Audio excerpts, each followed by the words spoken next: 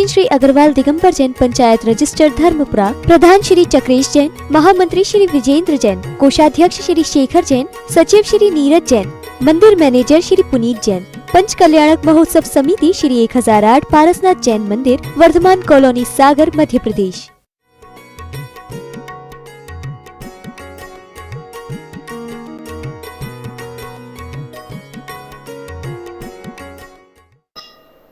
यानी अपनी जीव जियो, इस जिह्वा की जीव में मत जियो।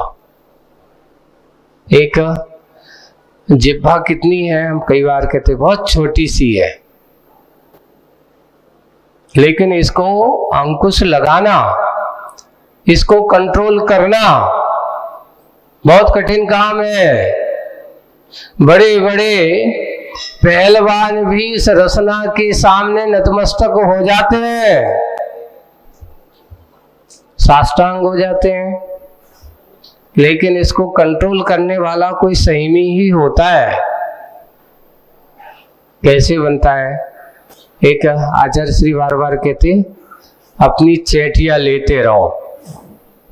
काय में? बोले कि ज्यादा मत बनाओ तो ना चेटिया ले लो। जीभ में क्या लगा के रखो? अंकुश लगा के रखो। पर कैसे लगाने वाला कई तरह से करते हैं। एक बार एक बहुत अच्छी कथानक पढ़ा, छोटा सा था, गांधी जी की जीवन यात्रा में। मेरी जीवन याद है, उन्होंने लिखा है अपने उसमें एक वर्णन में, उनकी जीवन गाथा पढ़ी। एक श्रावक श्रेष्ठी थी बजाज जी, बहुत बड़े उनके फेमस थे, वो भी वैसे समाज से थे अपने, और बड़े उनकी अनन्य भक्त, हर तरह से उनके सहयोगी थे। वर्धा में सबका वहां बैठना उठना होता था, और वहां पर बैठ करके बहुत सारी देश के संबंधी चर्चाएं भी होती थी, सब कुछ होता था, राय सलाह भी होती थी। जब वो वहां जाते तो सामूहिक भोजन भी होता था, सामूहिक भोजन होता था। और आज की तरह नहीं कि आज को आप लोगों को भोजन देखा जाए तो कोई पता ही नहीं चलता कि कौन क्या खा रहा है, सब उठा उठा करके अपने अपने। और पहले लोग जो होते थे उनको पता था कि बाजू वालों की थाली में क्या है क्या नहीं है, तो थोड़े से लोग इसको प्रीति भोज कहा, जो बैठ करके करते थे ना आपस में प्रेम भाव के साथ, अच्छा भोजन होता था। एक दूसरे को, अरे भाई अगर कुछ कमी हो तो कहते भाई जल्दी इशारों करो उसको फलाने को लाओ। अब हुआ है कि बजाज जी और उनके साथीगण सब लोग भोजन कर रहे हैं साथ में, गांधी जी भी साथ में बैठे हैं।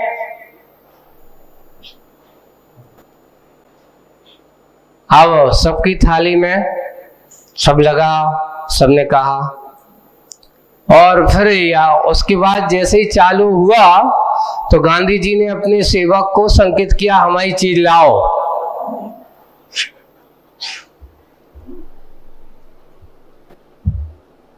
तो एक छोटी सी डबिया आई, एक छोटी सी डिब्बी आई, उसमें अच्छी हरी हरी चटनी रखी हुई है, और उसमें से उन्होंने थोड़ी सी निकाली और अपने थाली में रख ली। सब लोग आजू बाजू वाले कहते जी तो बड़ी गड़बड़ है, इतनी अच्छी, देखो कच्ची लगता है, ऐसा लग रहा है कोई धनिया निया की अच्छी चटनी आई है, इन्हें अकेले रख ली और हमें नहीं दी।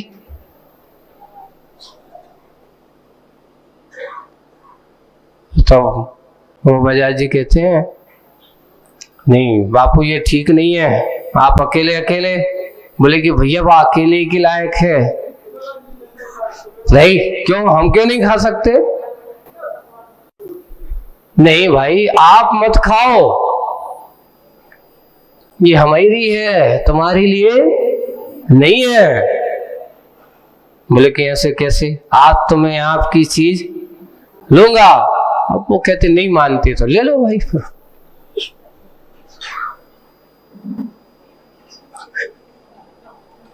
अगर तुम नहीं मानते हो तो ले लो। और उन्होंने ले ली। और वो बीच बीच में क्या होता था कि 2-4 ग्रास के बाद गांधी जी उसको थोड़ी सी ले लेते थे। तो जैसे उनने किए सो वैसे ही वो भी उनकी देखा सीखी उनने भी कर दी। और जैसे ही मुंह में डाली, क्या है ये, उठ करके मुंह से कुल्ला करने बाहर गए। तब मुंह कड़वा, ऐसा क्यों खाते हो? आपको मना तो कर रहा था भाई, ये तुम्हारी चीज नहीं है। मान ही नहीं रहे थे आप लोग। आप लोग तो सोच रहे थे कि बापू कोई अच्छी चीज। अरे ऐसा क्यों? जब भोजन हो गए, भोजन हो जाने के बाद उनसे पूछा, आप दिखने में तो इतने सीधे साधे हो, खाते बहुत कड़वा हो, ऐसा क्यों करते हो? बोले कि देखो भाई, ये शरीर जो है दुबला पतला जरूर है पर काम का है ना। आप देख रहे हो कि इतनी उम्र में भी पैदल चलता हूं मैं, और वो सिर्फ इसी की बलहारी है। किसकी बलहारी है? ये चटनी की देन है। काश अगर तुम इस चटनी को हमेशा बीच बीच में चटका लगाते रहो। लोग चटनी इसलिए खाते कि अच्छा स्वाद आ जाए, और हम चटनी इसलिए खाते हैं कि इसका कहीं ज्यादा स्वाद में मजा ना आ जाए। बोले कि बीच बीच में रसना को थोड़ा सा चटका लग जाता तो वो कहती नहीं, अभी नहीं, शांति रखो। तो बोले कि इसलिए कि मैं इसलिए खाता हूं, इसके लिए कि कभी कभार जब रसना कहती है कोई ज्यादा मीठा लगने नहीं, तो वो कहती और नहीं, और नहीं। जब और करने लगे ज्यादा तो धीरे से क्या कर दो, ये चौटिया की तरह नीम की चटनी खिला दो। अब आप देखो, अगर कोई तुम्हें चीज अच्छी लग रही हो, कोई है ना, मजा आ रहा हो, बहुत अच्छी है, और बीच में ऐसी अच्छी चीज के बीच में थोड़ी सी नीम की चटनी दे दो उसको, फिर वह उससे कहोगे अब और खाओ, नहीं यार मुंह खराब होगा, अब नहीं, अब थोड़ा मुंह साफ हो जाए फिर देखेंगे। ऐसा ही जब वो प्रसंग पढ़ा कि वास्तविक रूप से ज्ञानी जन भी, महापुरुष जन भी, मुनिराज भी आप लोगों के सामने ऐसा भी कहा, तो वे भी कभी भी ऐसा नहीं, अच्छी चीज हो तो अच्छी में इतनी भी अच्छी नहीं हो कि वे कभी भी अति आसक्ति ना हो। आप गौर करना आचर्षी के आहारचर्या में, आप तो कहते हो कि महाराज बहुत अच्छा है, बहुत अच्छा है ना, बहुत अच्छा है, ये आपको ऐसा खाना चाहिए। आपको ले लेंगे महाराज, हमें तो बहुत अच्छा लगता है, आपको बहुत अच्छा लगेगा, और तुम ज्यादा जाके देखो बहुत अच्छा लगे तो आचार्य कहेंगे हाँ तो वो अच्छा लगेगा तो रहना दो। क्यों?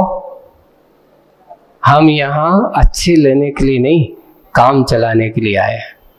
इस शरीर को आसक्ति के रूप में नहीं, आसक्ति नहीं बनाना। अगर आपको आसक्ति अगर इस पर है, समझ लो अभी तुम्हारे लिए शरीर ये जिह्वा पर कंट्रोल नहीं है, इसको कंट्रोल करना है। और कंट्रोल करना है तो क्या करना है? आपको अपने आप को संयमित बना करके रखना चाहिए। एक बार का प्रसंग आपको हम सुनाते हैं। सन 92 की करीब बात हो, जब मैं ब्रह्मचारी था।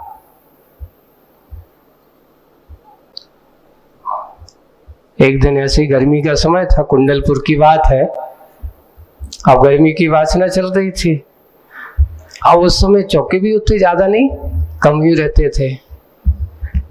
तो हम उस समय 3-4 ब्रह्मचारी लोग थे उस समय। तो हम लोग क्लास के बाद ऐसे बैठे, आचर्षी की भैया व्यक्ति कर रहे थे। आचर्षि सहज उनने पूछ लिया क्यों? तभी तो सुनने में आया चौकियों के भी दुबलों के आहार पानी ठीक ठाक होते कि नहीं? तो आचर्षि को हमने बताया आचर्षि ठीक तो होते हैं, हो तो जाते हैं, लेकिन आदमी कभी कभार चौकी वाले बड़े भी होते हैं। लेकिन क्या होते हैं, क्या हो गया? तो मैंने कल की जो आज वो इसी दिन हुआ, और उस समय आदत अपनी भी अब शुरू में ऐसी है। अब यहाँ बुंदेलखंड में तो आप जानते ही हो कि बिना पापड़ के कछु काम होता नहीं है। तो आचर्षि आज चौके वाले इतने बड़े वो हैं, और जब सब कुछ हो गया फिर बाद में कहते अरे भैया को पापड़ तो दो नहीं।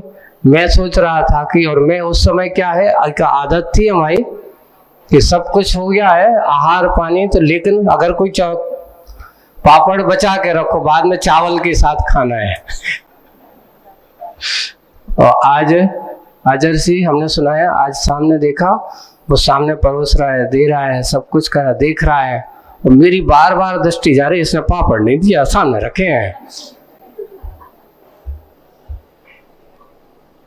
है ना? अब इच्छा तो हो रही है कि क्या कह दें, लेकिन क्या ऐसा अच्छा नहीं लगे। वो सोच के देखो भैया मांगत है एक बेइज्जती वाली बात। अब जो कछुए सौपन ने जैसे किया वो करते करते आचर्षि को सुनाया। ओ यानी एक पापड़ के कारण से तुम चावल खाने में क्या हो रहे थे, कितना विकल्प हो रहा होगा, बहुत विकल्प हो रहा था। मन में ये आया कि कैसा आदमी है, बुला तो लेता देता नहीं ऐसे ये बात।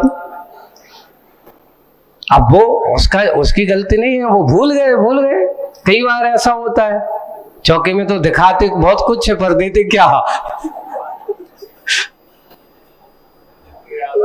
जितना याद आ जाए वही है। इसलिए वहां जाकर के विकल्प करना ही नहीं। तो अब क्या करना बताओ? आचर्षि आज बहुत विकल्प ऐसा तो हुआ था मन में, अच्छा बहुत विकल्प हुआ था। एक काम करो, अब आज से एक नियम ले लो। क्या नियम ले लो? कि चावल के साथ पापड़ नहीं खाना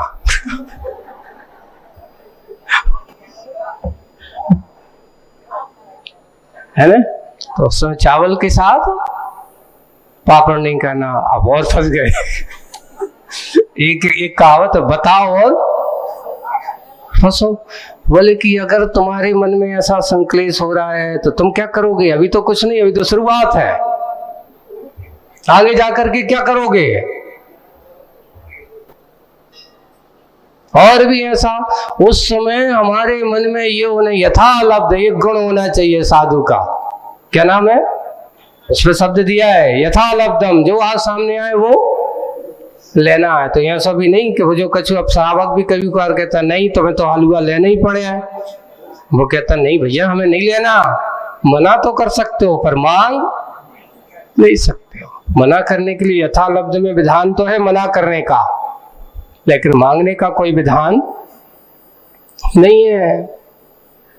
तो उस समय से वो आचर्षि ऐसे ही करते हैं कि एक बात हमेशा, एक बार दूसरी, एक ऐसे ही और प्रसंग है।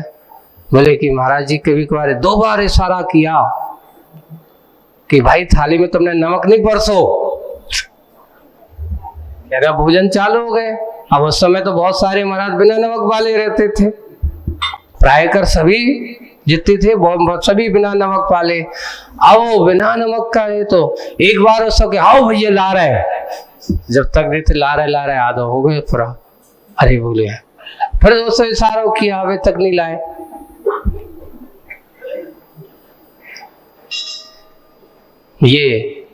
ये बात बताई आचर्षि ऐसा किया, तो बस उनको बताया, समझो फिर ऐसे बताया। अच्छा नमक नहीं आया तो तुमसे खाया नहीं गया, बिना नमक के खाने की तुम्हारे लिए आदत नहीं है। अब एक काम करो, आज के बाद कभी इशारा नहीं करना, काय का इसमें है कि नहीं है। ओ तो आज भी नियम चलते हैं ऐसा नहीं है। ये तो बात है, देखो गुरु मुख से अगर मिला हुआ कुछ बातें हैं तो उन्होंने कहा इस रसना के रस में आप आसक्त हो, इसलिए जीव के लिए जीवन है कि जीवन के लिए जीव है? किसके लिए क्या है?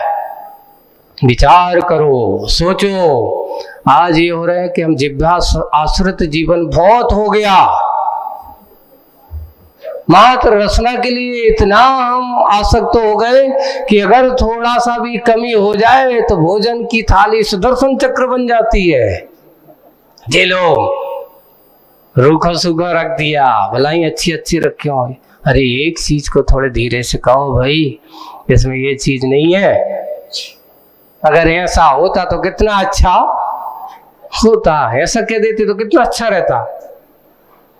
लेकिन हमने उसको किसका रूप दे दिया? क्रोध का रूप दे दिया। वही है आज जो कहा ना कि एक रसना कहे वो ठीक है, अनुचित संकेत का अनुचरी रसना ही वह रसातल की राह रही है। एक रसना के कारण से कहां तक पहुंच गया वो? रसातल अर्थात नरक। शुभम चक्रवर्ती का उदाहरण का संकेत है यहाँ पर आचार्य भगवान का। ये इसलिए यानी जो जीव अपनी जीव जीतता है, जिसने अपनी जीव को क्या कर लिया? जीत लिया, वही दुख से रीता है, उसी का सुखमय जीवन बीता है, चिरंजीवी बनता है। बंधु क्या करना है? किसको जीतना है? रसना को, जीव को। एक 4 अंगुल की थोड़ी सी नीम की चटनी जैसा करंट लगाने की जरूरत है, बस समझ में आ जाता है। वो कहती नहीं, अब नहीं, ये नहीं चाहिए, अब ये नहीं चाहिए, वो रुक जाता है। ऐसी है अब और उसी की बनती वचनावली, सौ पर दुख निवारणी संजीवनी बटी। यही रसना से ही अच्छी क्या बनती है? वचनावली, जो सौ पर दुख का निवारण करने वाली है। और दूसरों के अच्छी मीठे बोल बोलो तो अगर कोई कितना बीमार हो तो बीमार के लिए भी संजीवनी बटी बन जाती है। वह रसना है। चलना, अनुचित चलना और कुचलना, 3 बातें। कितनी बातें? चलना, अनुचित चलना और कुचलना, ये 3 बातें हैं। प्रसंग चल रहा है कुचलने का, क्योंकि माटी को क्या कर रहा है? पैरों से रोनने का है, कुचलने का है। तो प्रसंग चल रहा है कुचलने का। कुचली जाएगी माँ माटी, फिर भला क्या कहूं, क्यों कहूं, किस विध कहूं पदों को, और गंभीर होती रसना।